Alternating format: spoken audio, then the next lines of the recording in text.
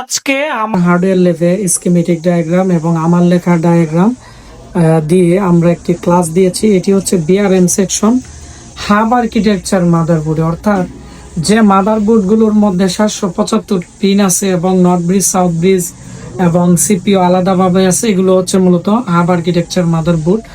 তো এই মাদারবোর্ডের মধ্যে প্রসেসর চালু হইতে কয়টা ভোল্টেজ লাগে এবং এই ভোল্টেজগুলো কিভাবে আসছে এগুলো আমরা কিন্তু এখানে সম্পূর্ণভাবে আমি দেখিয়েছি। আমি শর্টকাটে আপনাদেরকে একটু বলে দেব, এতে করে যারা আপনারা কাজ শিখতে চান আমাদের এখানে বা যারা মোটামুটি কাজ জানেন তাদের জন্য অনেকটাই ভালো হবে।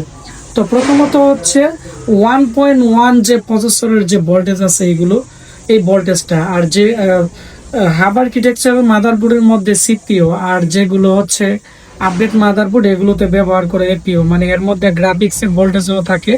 আর হাব আর্কিটেকচার মাদারবোর্ডের জন্য এখানে আলাদা গ্রাফিক্স কিন্তু দেখতে পাচ্ছেন আছে, যার ফলে এটার সেকশনও আলাদা।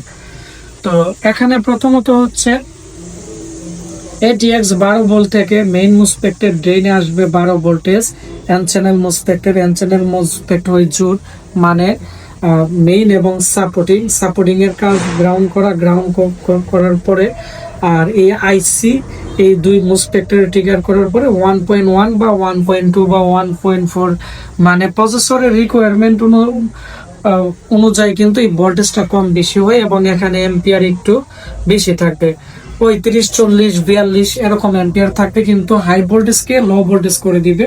আর এই কাজটা করে হচ্ছে PWM যে আইসি আছে, মানে বিআরএমআইসি বিভিন্ন কোম্পানির হয়ে থাকে, এনসিপি, তারপর হচ্ছে ISL, তারপরও বিভিন্ন কোম্পানির হয়ে থাকে। আর এগুলোর রিকোয়ারমেন্ট থাকে 5 ভোল্ট, 12 ভোল্ট অথবা 19 ভোল্ট, 5 ভোল্ট, এই ধরনের ভোল্টেজ গুলো রিকোয়ারমেন্ট হয়ে থাকে। ডেস্কটপ মাদারবোর্ডে যেহেতু 12 ভোল্টেজ আছে, তো এখানে তার ISL 6312 আইসি হচ্ছে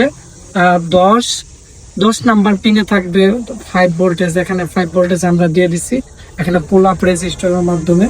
তারপর হচ্ছে 42 আর হচ্ছে 29-এ থাকবে 12। এই ভোল্টেজ গুলো যদি ঠিকঠাক থাকে, তারপরে যে জিনিসটা খেয়াল করতে হবে এটা হচ্ছে এই আইসির এনেবল ভোল্টেজ চেক দিতে হবে। আর এনেবল ভোল্টেজের যে নাম আছে স্কিমেটিক ডায়াগ্রামে থাকবো বিটিটি পাওয়ার গুড, মানে বিটিটি পাওয়ার গুড যে ভোল্টেজ আছে এই ভোল্টেজটা। এখন এটা থাকবে 36 নাম্বার পিনে। আইসি অনুযায়ী এই ভোল্টেজ চেঞ্জ হয়, বিভিন্ন পিনে হয়ে থাকে। আপনারা আইসি ডাটা শিট এবং ডায়াগ্রাম থেকে কাজ করবেন। তো এই এনেবল ভোল্টেজ হচ্ছে LM324 আইসি আছে। এই আইসির 1 নাম্বার পিন থেকে pull up pull down register হয়ে এখানে কিন্তু একটা মানে ভোল্টেজ বের করছে। আর এই ভোল্টেজের নাম হচ্ছে, দেখতে পাচ্ছেন, বিটিটি পাওয়ার গুড। এই বিটিটি পাওয়ার গুড হচ্ছে বিআরএম আইসির 36 নাম্বার পিনে, তারপর হচ্ছে প্রসেসরে যাবে, আবার ক্লক আইসির 10 নাম্বার পিনে যাবে। আর এই ভোল্টেজ না থাকলে ক্লক আইসি চালু হবে না, প্রসেসর সাপোর্ট করবে না, এবং বিআরএমআইসি অর্থাৎ বিআরএমআইসির এনেবল তৈরি হবে না। আর বিআরএমআইসির এনেবল তৈরি না হলে এখানে সিপিইউ ভোল্টেজ তৈরি হবে না, খুবই ইম্পর্টেন্ট। আর হাব আর্কিটেকচারের মাদারবোর্ডের মধ্যে একটা কোয়েল যে কথা, সবগুলো কোয়েল একই কথা, অর্থাৎ মাদারবোর্ড বন্ধ করে একটা কোয়েলে ধরে সবগুলো কোয়েলে বিপ দিয়ে শর্ট ভ্যালু আসবে, অর্থাৎ তার ভিতরে ক্যাপাসিটার, প্রসেসরের ভিতরে যে ক্যাপাসিটার আছে, মানে সিপিইউ সকেটের ভিতরে সিরামিক ক্যাপাসিটার পজিটিভ সাপ্লাইয়ে যাবে হচ্ছে কয়েলের যে ভোল্টেজ আছে এই ভোল্টেজ গুলো। তো আমরা আরো ডিপ লেভেলে পরবর্তীতে আলোচনা করব। আর এই 3টা কোয়েলে কিন্তু সেম 1.1 বা এই ভোল্টেজ আপনারা পেয়ে যাবেন। আর এখানে দেখতে পাচ্ছেন, আর এই LMIC এই 1.2 ভোল্টেজ কিন্তু দিতেছে। পাশাপাশি এই LMIC আবার 7 নাম্বার পিন দিয়ে দেখতে পাচ্ছেন এখানে আবার জিপিইউ বিটিটি যে ভোল্টেজ আছে 1.2, মানে নর্থ ব্রিজের বিটিটি ভোল্টেজ 1.2, যে এইটাকে চালু করতে কিন্তু এটার খুবই দরকার। আর হচ্ছে র্যামের কোয়েল থেকে কিন্তু 1.5 বা 1.8 ভোল্টেজ নর্থ ব্রিজের বিটিটি মুসপেক্টের ড্রেনে ভোল্টেজ আসবে। আসার পরে এই LMIC কিন্তু এখানে LMIC কিন্তু এখানে 7 নাম্বার পিন দিয়ে তার মধ্যে যখন 200 ওহমসের রেজিস্টর দিয়ে এখানে ট্রিগারিং করবে, তখন তার সোর্স দিয়ে 1.2 ভোল্টেজ আউটপুট করবে। আর 1.2 ভোল্টেজ যখন আউটপুট করবে, এই 1.2 ভোল্টেজই আবার প্রসেসরও যাবে, আবার নর্থ ব্রিজ সাউথ ব্রিজের মধ্যেও কিন্তু যাবে। সেজন্য যেহেতু আমরা প্রসেসরের ভোল্টেজ নিয়ে ক্লাস দিয়েছি, আমি এই যে সেকশন আছে এটিও আমি দিয়ে দিছি।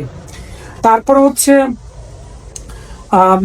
তারপরে হচ্ছে এই জিনিসগুলো, অর্থাৎ এখানে 1.2 যে ভোল্টেজ আছে সিপিইউ বিটিটি, তারপরে নর্থ ব্রিজ সাউথ ব্রিজের বিটিটি, এই মুসপেট থেকে আসে। আর এটি হচ্ছে LMIC দ্বারাই কিন্তু এই ভোল্টেজগুলো তৈরি করে, অর্থাৎ বিটিটি পাওয়ার গুড আর হচ্ছে যে নর্থ ব্রিজের যে ভোল্টেজ আছে 1.2 বিটিটি ভোল্টেজ, এই দুইটা ভোল্টেজই কিন্তু তৈরি করে হচ্ছে LMIC। আর LMICর মধ্যে pull up pull down resistor থাকে, যারা স্কিমেটিক ডায়াগ্রাম নিয়ে কাজ করে তারা জানে এগুলোর মান কমে যায় বেড়ে যায়। আর এই আইসির 4 নাম্বার পিনে থাকে হচ্ছে 12 ভোল্টেজ, 12 ভোল্টেজ চেক দিতে হয়। তারপর হচ্ছে 2.5 ভোল্টেজ চেক দিতে হয়, 1.1 ভোল্টেজও কিন্তু চেক দেওয়া লাগে। তো এগুলো আমাদের এখানে যখন ট্রেনিং এর জন্য আসে স্টুডেন্টরা, তখন আমরা এগুলো হাতে কলমে এই ক্লাসগুলো দিয়ে থাকি। তো ভিডিওটি কেমন লাগছে এবং আমাদের আজকের ক্লাসটি আপনাদের কেমন লাগছে, বা আপনারা এই কাজগুলো শিখতে চান কিনা, আজকে ভিডিওর নিচে কমেন্টস করবেন। আর এই মুহূর্তে আপনারা দেখতেছেন আশিক কম্পিউটার এন্ড হার্ডওয়্যার ল্যাবে আমাদের যে থিওরিক্যাল ক্লাস আছে, থিওরিক্যাল ক্লাসে আমি এখন ক্লাস দিয়েছি, স্টুডেন্টরা এখন মানে গোসল দিবে, ফ্রেশ হবে। আর এটি হচ্ছে আমাদের 42 ইঞ্চি মনিটর, এখানে স্কেলেটিক ডায়াগ্রাম দিয়ে আমি ক্লাস করাই। এখন আমি আমাদের ছোট একটি ল্যাব দেখাবো আপনাদেরকে, যেখানে আমরা প্র্যাকটিক্যাল কাজ করি। এখানে আমাদের যারা স্টুডেন্ট আছে অ্যাসেম্বলিং বা নর্মাল কাজ জানে না, তাদেরকে এখানে আমরা কিন্তু এগুলো আমরা করিয়ে থাকি। আর আমি আমাদের আরেকটা রুম দেখাচ্ছি, এটি হচ্ছে আমাদের স্টুডেন্টের প্র্যাকটিক্যাল রুম, এখানে সবাই প্র্যাকটিক্যাল কাজ করে। এটি আমাদের এখানে হাতে কলমে মাইক্রোস্কোপ থেকে শুরু করে সব ধরনের কিন্তু রিকোয়ারমেন্ট আছে। আর নষ্ট মাদারবোর্ড থেকে আমরা পার্টস খুলে লাগাই কিন্তু কাজ করি। তারপরে আমি যেখানে কাজ করি এটি হচ্ছে আমার রুম, মানে আমি দেখাচ্ছি, এই হচ্ছে আমাদের রুম। এখানে ডিএসও মেশিন আছে আমার, এবং সব ধরনের রিকোয়ারমেন্ট আছে। এখানে আমরা কাজ করি, দুইটা বড় বড় 32 ইঞ্চি মনিটর আছে। এই মনিটর একটাতে আমরা স্কিমেটিক ডায়াগ্রাম ওপেন করে রাখি, একটাতে 4K ক্যামেরা ওপেন করে রাখি, যাতে স্টুডেন্টরা আমাদের এখানে সরাসরি কাজগুলো দেখে করতে পারে বা করতে পারে। তো সবাই ভালো থাকবেন, ভিডিওটি বেশি বেশি করে শেয়ার করে দিন, এতে করে যারা কাজ শিখতে যাচ্ছে তারা শিখতে পারবে এবং জানতে পারবে এই বিষয়ে।